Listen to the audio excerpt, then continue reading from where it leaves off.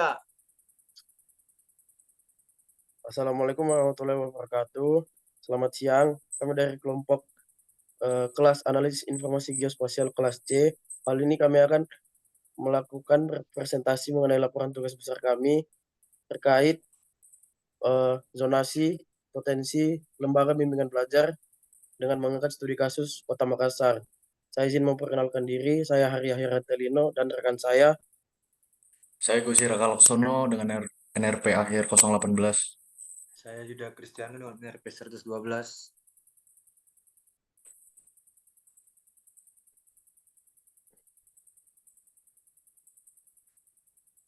Nah, kenapa kami mengangkat tema ini? Karena kami melihat di tengah perkembangan kota dan urbanisasi, penempatan bimbingan belajar dibandingkan dengan jumlah penduduk membutuhkan pendekatan yang cermat dan terintegrasi secara spasial. Pada laporan kami kali ini dan pada praktikum kali ini, kami menggunakan metode-metode analisis informasi geospasial seperti kernel density, weighted sum analysis, dan slope distance dalam memberikan alat yang kuat dalam mengatasi tantangan tersebut. Metode pertama yang kami gunakan merupakan kernel density yang dapat digunakan untuk mengidentifikasi area dengan kepadatan penduduk dari fasilitas bimbingan belajar yang ada dengan potensi kepadatan yang ada di masa depan. Berdasarkan dari itu, kami menganalisis pola spasial dari bimbingan belajar yang ada dan faktor distribusi yang ada untuk mengambil keputusan yang optimal dalam menentukan lokasi membuka bimbingan belajar yang baru. Yang kedua, kami menggunakan weighted analysis yang dimana untuk mempertimbangkan faktor yang relevan dalam penentuan lokasi bimbingan belajar, seperti kepadatan populasi, akses ke sekolah, ketersediaan transportasi umum, faktor sosial ekonomi, dan pembobotan yang diintegrasi dan menghasilkan prioritas peta yang potensial. Dan yang terakhir, kami menggunakan slope distance analysis untuk memahami aksesibilitas ke sekolah dengan mempertimbangkan topografi dan kemiringan permukaan tanah yang membantu mengidentifikasi rute yang optimal bagi siswa dan orang tua dalam mencapai rute dari rumah ke sekolah. Dalam penentuan lokasi bimbel, memahami faktor seperti kemudahan akses ke sekolah dapat menjadi kunci untuk menarik minat dan calon murid. Nah, berdasarkan metode-metode analisis informasi geospasial yang kami pilih pada kesempatan kali ini, kami kami mengharapkan distribusi potensial bimbingan belajar di masa depan bukan hanya tentang menentukan lokasi yang optimal, tapi juga memastikan bahwa keputusan tersebut didasarkan pada analisis yang komprehensif dan terintegrasi secara spasial. Adapun tujuan dari laporan dan praktikum kami pada kesempatan kali ini adalah bagaimana cara mengidentifikasi pengambilan keputusan dalam menentukan lokasi membuka bimbingan belajar baru dengan metode City, bagaimana cara mengidentifikasi peta lokasi yang potensial dalam penentuan bimbel dengan menggunakan metode weighted sum analysis, dan bagaimana mengidentifikasi rute yang optimal bagi siswa untuk mencapai sekolah dengan metode slope distance. Adapun tujuan-tujuannya adalah mengidentifikasi pengambilan keputusan dalam menentukan lokasi optimal menggunakan metode kernel density, mengidentifikasi peta prioritas yang potensial menggunakan weighted sum analysis, mengidentifikasi rute-rute optimal bagi siswa untuk mencapai sekolah dengan metode slope distance. Yang pertama, kami menggunakan analisis informasi geospasial yang mana merupakan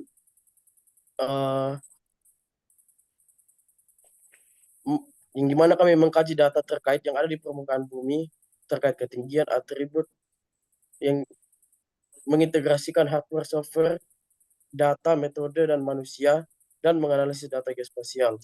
Data geospasial sendiri terbagi menjadi dua kategori, yaitu vektor dan raster, seperti fitur-fitur, titik, garis, poligon, dan data raster yang berbentuk grid atau pixel seperti satelit atau peta topografi. Kemudian ada beberapa metode yang analisis yang digunakan dalam metode ini meliputi analisis overlay untuk menggabungkan beberapa layer data, analisis buffer untuk membuat zona di sekitar fitur tertentu, analisis proximity untuk mengukur jarak antar fitur, dan analisis klasifikasi untuk mengelompokkan data berdasarkan karakteristik tertentu. Dari metode-metode ini dapat diidentifikasi pola, tren, hubungan spasial, hingga mendukung pembuatan kebijakan pengambilan keputusan yang berbasiskan terhadap data. Yang kedua, kami menggunakan kernel density atau kerapatan metode kerapatan yang didasarkan dari jumlah individu yang dapat ditaksir atau dihitung dan memiliki kriteria sendiri terkait dengan kesulitan atau kesukaran perhitungan individualnya. Kriteria yang dibuat secara kualitatif dapat dibedakan menjadi jarang atau terdapat, kadang-kadang terdapat, sering terdapat, dan banyak sekali terdapat. Jumlah individu ini dalam persatuan yang disebut kerapatan yang umumnya dinyatakan sebagai jumlah individu. Kernel density banyak digunakan dalam menganalisis pola persebaran kerapatan dalam salah satu area. Salah satunya adalah dengan kerawanan kejahatan. Pada prinsipnya, kernel bertujuan mengestimasi persebaran intensitas suatu titik dalam bidang radius tertentu berdasarkan dengan representasi tool dalam ArcGIS dengan menggunakan rumus sebagai berikut. Ketiga, kami menggunakan slope distance yang dimana dalam konteks geospasial, slope distance atau kemiringan adalah jarak antara dua titik di permukaan yang mempertimbangkan ketinggian beda tinggi dari titik-titik tersebut. Pengukuran ini penting dalam berbagai aplikasi survei pemetaan seperti survei tanah, pemetaan topografi, dan konstruksi infrastruktur di Indonesia. Selain itu, dalam mitigasi bencana seperti mengidentifikasi daerah tanah longsor, banjir, menggunakan alat-alat seperti total station, GPS, LIDAR, menggunakan slope distance dengan akurat. Dengan menggunakan perangkat lunak SIG seperti ArcGIS dan QGIS, memfasilitasi analisis yang kompleks, serta mendapatkan informasi geospasial yang akurat dan terintegrasi, membantu pemerintah, perusahaan, organisasi, membuat keputusan yang lebih baik dan berkelanjutan demi pengelolaan sumber daya dan infrastruktur di Indonesia. Yang keempat, kami menggunakan weighted sum analysis, yang dimana menggabungkan beberapa layer dengan bobot tertentu, dan metode ini sangat berguna dalam berbagai aplikasi seperti penentuan lokasi optimal, penilaian risiko, dan pencocokan lahan. Metode ini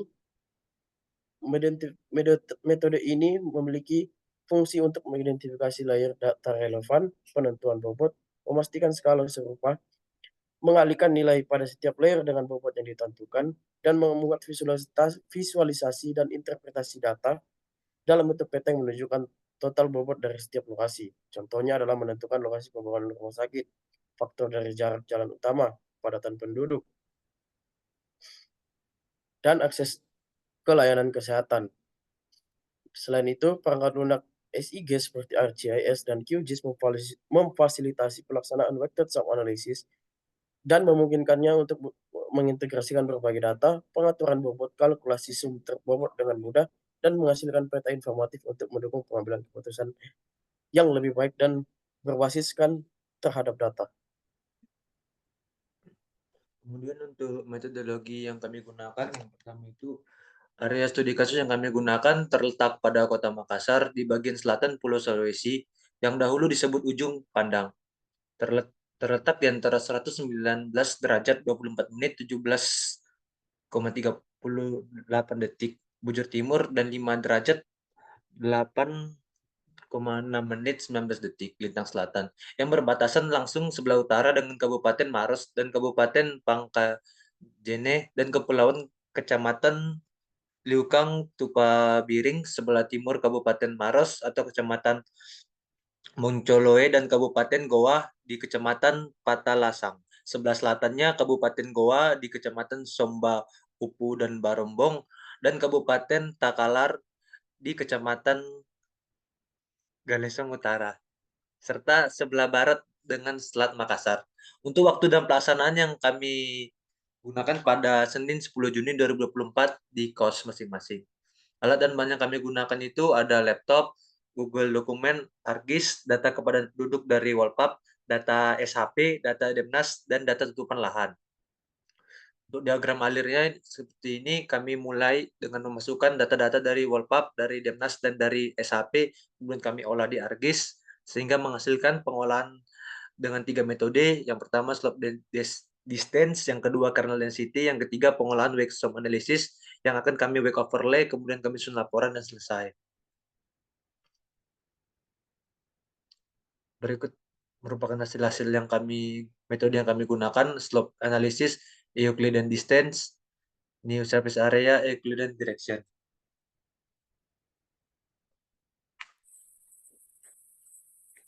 Kemudian selanjutnya untuk pembahasan, kita melakukan 3 metode. Yang pertama SWOT analysis yang merupakan metode yang digunakan dalam analisis informasi geospasial, di mana kegunaannya adalah untuk dapat memahami dengan lebih mendalam mengenai struktur dan pola relief di suatu wilayah, dengan mengidentifikasi daerah-daerah yang memiliki kemiringan curam, landai, atau datar. Kemudian analisis kemiringan ini membantu juga dalam berbagai aspek pengolahan lahan dan lingkungan. Eh, Kemudian dalam skala yang lebih besar, analisis kemiringan juga berperan dalam pengelolaan air dan ekologi dengan membantu perencanaan drainase yang efektif dan identifikasi daerah yang rentan terhadap erosi dan banjir. Kemudian untuk metode analisis spasial Euclidean Distance merupakan alat penting dalam analisis informasi geospasial yang digunakan untuk mengukur jarak antara dua titik dalam ruang 2 atau 3 dimensi. Dalam konteks ini, fungsi utamanya adalah memetakan dan menganalisis jarak antar fitur-fitur geografis seperti bangunan, sungai, atau batas administratif. Eh, Euclidean distance juga membantu dalam perencanaan rute dan estimasi waktu perjalanan dengan mengukur jarak antara titik-titik penting seperti stasiun, terminal, atau pusat kota. Dalam pengelolaan sumber daya alam, penggunaan Euclidean distance memungkinkan evaluasi jarak antara lokasi sumber daya dan infrastruktur yang ada, serta memfasilitasi pengambilan keputusan lebih baik dalam pengelolaan sumber daya. Kemudian, new service area adalah suatu metode optimasi distribusi layanan juga menjadi lebih efisien dengan analisis ini. Memungkinkan penentuan lokasi strategis untuk fasilitas baru seperti rumah sakit, sekolah, dan pusat distribusi agar dapat diakses oleh populasi yang lebih luas. Dalam studi kasus ini yang kami gunakan dalam Kota Makassar, metode new service area berfungsi untuk menentukan lokasi yang strategis dan optimal dalam penentuan tempat bimbel di antara sekolah yang tersebar di Kota Makassar untuk melakukan penyesuaian terhadap jumlah penduduk yang tersebar agar lokasi bimbel yang tersedia dapat ditempatkan secara strategis. Selanjutnya. Kemudian yang terakhir, Euclidean Direction merupakan metode analisis informasi geospasial dalam navigasi. Fungsinya ini membantu menentukan rute terpendek atau tercepat, serta mempermudah perjalanan. Selain itu, analisis ini memungkinkan pemahaman lebih baik tentang pergerakan objek atau perubahan pola penggunaan lahan. Dalam permasalahan ini, yang dilakukan pada Kota Makassar, metode Euclidean Direction dilakukan untuk menentukan bagaimana rute yang paling cepat dari satu bimbel ke sekolah maupun sebaliknya. Fungsi ini mendukung analisis distribusi spasial dengan menentukan arah dominan distribusi fitur tertentu dalam area seperti distribusi populasi atau sebaran tanaman. Selanjutnya, Kemudian dari praktikum yang kami lakukan, kami mendapatkan kesimpulan bahwa praktikum ini bertujuan untuk menganalisis potensi untuk menentukan lokasi yang ideal untuk lokasi lembaga bimbingan belajar, yang dimana menggunakan beberapa metode untuk melakukan klasifikasi mengenai lokasi, yaitu Euclidean Distance, Euclidean Direction, Slope Analysis, New Surface Area. New Service Area itu digunakan untuk mengetahui lokasi-lokasi strategis dari persekolahan dan juga lembaga bimbingan belajar. Slope Analysis digunakan untuk mengetahui perbedaan kelerengan dari tiap-tiap sekolah dan lembaga bimbingan belajar. Kemudian Euclidean Distance digunakan untuk menghitung jarak terdekat dari sumber atau objek yang ada. Euclidean Direction digunakan untuk menghitung arah yang digunakan untuk mencapai rute tersebut. Berdasarkan hasil praktikum yang kami lakukan, kami memiliki 80 data sekolah menengah atas yang menjadi bahan analisis kami dalam praktikum kali ini untuk menentukan lokasi yang akan digunakan sebagai lembaga bimbingan belajar.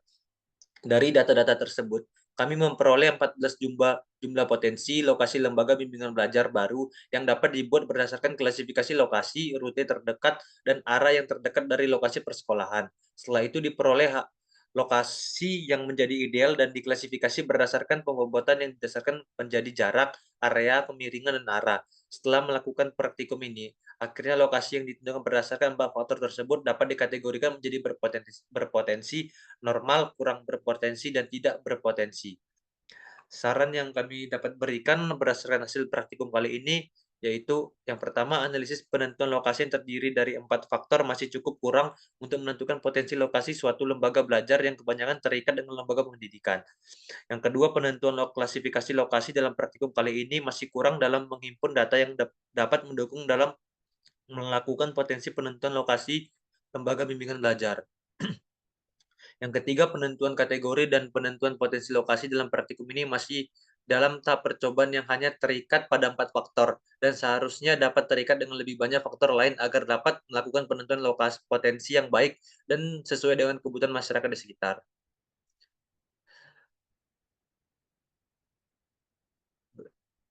Berikut merupakan hasil-hasil metode kami yang sudah kami layout. Sekian presentasi dari kami. Apabila ada kesalahan mohon dimaafkan. Terima kasih.